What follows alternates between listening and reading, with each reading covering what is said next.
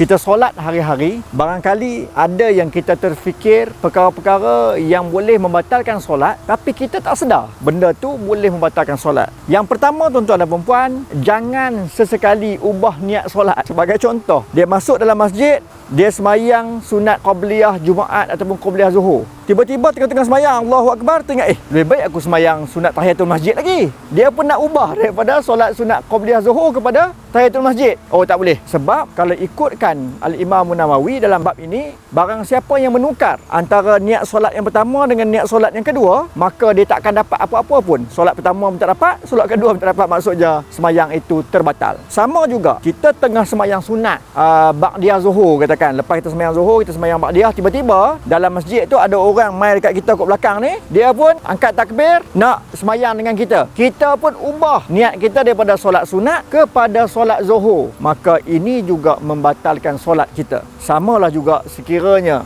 kita nak semayang antara dua waktu, angkat-angkat takbir, dah semayang 2 rakaat Zuhur, tiba-tiba azan asar, kita pun ubah niat untuk semayang asar. Maka bila perubahan niat itu berlaku, maka dua-dua tak dapat, Zuhur tak dapat, asar pun tak dapat, maka terbatallah solat. Jadi jangan ubah niat solat. Yang kedua, berkata-kata ketika solat. Contoh, orang ketuk pintu rumah kita, kita tengah duduk semayang, kita nak bagi isyarat ni, nak bagi isyarat kita tengah semayang. Contoh, apabila jelas 2 huruf keluar daripada mulut kita, maka ia adalah batal solat. Sama juga kita menguap. Di luar solat, kita biasa menguap dengan berbunyi. Maka dalam solat pun kita menguap dengan berbunyi. Batal solat. 2 huruf yang jelas boleh batal solat. Kecuali orang yang latah.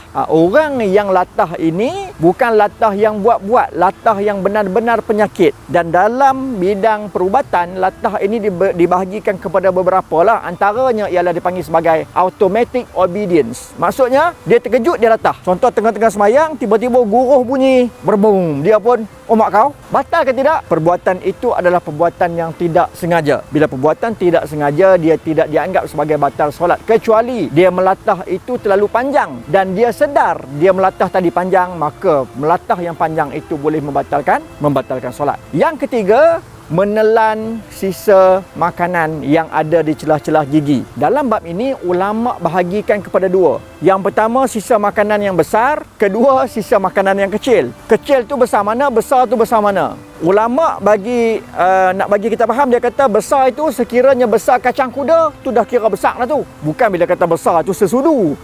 Itu makan. Ini yang sisa makanan yang terlekat itu sekiranya dia tertelan makanan yang kecil tak batal, tapi kalau tertelan yang besar batal. Tetapi kalau dia menelan, batal solat dia. Macam mana nak buat? Nabi menganjurkan kepada kita untuk kita keluarkan, boleh letak kat tepi, tak ada masalah. Kalau ada poket, keluarkan, letak dalam poket. Sekiranya kita semayang itu bukan di dalam masjid, contoh di dalam rumah ke ataupun di luar macam dekat taman sekarang ni, kita boleh, Nabi anjurkan untuk kita keluarkan makanan itu sebelah kiri ataupun di bahagian bawah kaki. Kena ingat, sisa makanan yang ada di celah gigi tak boleh ditelan.